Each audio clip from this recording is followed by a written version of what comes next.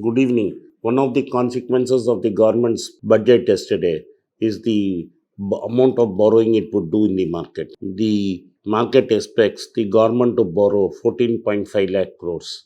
That is up to nearly 45,000 crores a week. The bond yields immediately started to surge. It reached 6.86 yesterday, and in the morning it opened at 6.92.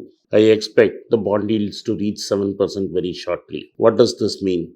This means that banks which already have a huge stock of bank government bonds are going to be in serious trouble. Who buys government bonds? Government bonds are normally bought by pension funds, insurance companies, and public sector banks and private sector banks. Public sector banks and public sector insurance companies are normally stuffed with government bonds. They have no choice but to buy them. There are two separate categories of public sector banks holding bonds. One is bonds which are classified as held to maturity, and the other is for trading purposes. Whenever the bank bond yields increase, RBI threatens these banks to buy these instruments. What happens when the yields go up? When government bank bond yields start going up, it means one thing, that the market does not want to lend money to government at that previous rate, and therefore the borrowing rates for the government have to go up. But this has an unintended consequence. The value of the existing bonds come down, and when the value of existing bonds come down, if it is held to maturity, you don't have to book the loss. But if you actually are trying to sell the bond, then you are going to book a loss, because as bond yields climb, prices of bonds decline. And it is already knocking at 7 today. And when America starts a lift off in the last week of March, it is definitely going to increase further. Even if there is a perfect correlation, a 1% increase in America's interest rates will mean at least a 1% increase in our bond yields. That means sometime in the middle of next year, our bond yields could reach 8%. What does it mean for three sectors of the Indian industry which require credit to grow? Point number one is real estate. Today, home loan rates are available at 6.4 when government is borrowing at 7. This cannot continue for long. As of today, banks are maintaining these rates because there is no credit offtake.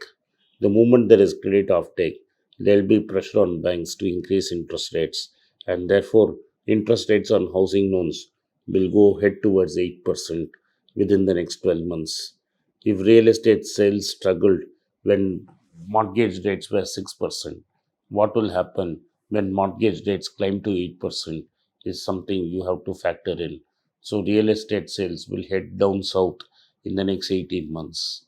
A nascent recovery in real estate is going to end, and once again, stocks are going to pile up, especially in affordable housing and housing where the middle class is buying. All the fancy reports you are seeing on TV about huge numbers of real estate being sold are high end properties, which are primarily investment deals made by wealthy individuals to park their capital. The reality is, middle class owner aspiree will not be able to buy a house because he has not got any extra relief from income tax or rising prices.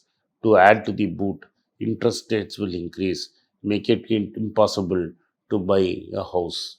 So, real any chance in the recovery of real estate sector is buried. Second is the automobile sector. The two-wheeler industry is already down and out for the count. Sales have declined to where they were 10 years back, and most of two-wheelers sold in Bharat, that is in non-metro areas, is sold as an installment, and people pay money through EMIs. An increase in interest rates across the globe will mean an additional 200 to 300 rupee per month as installment when one is trying to buy. This will mean that bike sales will remain muted and will not show a spectacular growth since there is lack of demand and interest rates go up. In fact, this will push up the life cycle cost of owning a bike, and therefore migration to electric bikes will also increase because the cost of fuel can be completely avoided in case of electric bikes. Third, the banking sector. Today, when I opened the newspaper, most of us told us that banking stocks are going to do extraordinarily well and the financials are growing well. The news is if existing stock of bond holding becomes cheaper, that means they'll have to show losses. It will not affect the new generation private sector banks because they do not hold much government bonds. But the whole public sector banks, which have been under duress to buy government bonds, will feel the pressure and they will have to write huge losses. If the spike in government bonds suddenly goes up to 8%, then all these nationalized banks will have to produce greater profits just to absorb these losses. Where credit growth is tepid, these profits are not going to come.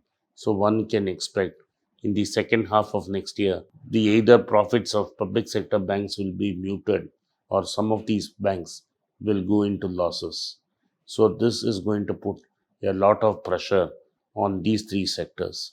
Also, rising rates will also dent the profits of non-banking finance companies, also known as shadow banks, because their borrowing costs will increase and they cannot pass on increased costs to the customers. If costs of credit increases and there is no big growth in the economy, demand for commercial vehicles will suffer. Non-banking finance companies which thrive on financing second-hand vehicles will struggle because simply there will be no money to pay and the cost of credit will also increase. Overall, these three crucial sectors of the economy look to be in a position where the sales will be affected and cost of doing business is going to be very difficult.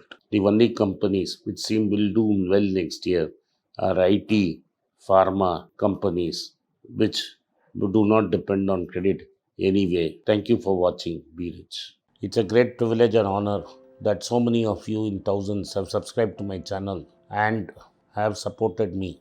I have written two books in English, The Alchemy of Money and Ordinary Stocks, Extraordinary Profits. These books are published by us and are ready. If you want to procure a copy, send us a message to the WhatsApp number given below and my team would respond to you. If you want an Amazon Kindle copy, you can click the link below. Finally, those who wish to consult with me can send a mail to berichenglish@gmail.com. Once again, I thank you for your support. For hot financial news reviews and economical updates, watch Be Rich. Please don't forget to like, share, and subscribe our channel.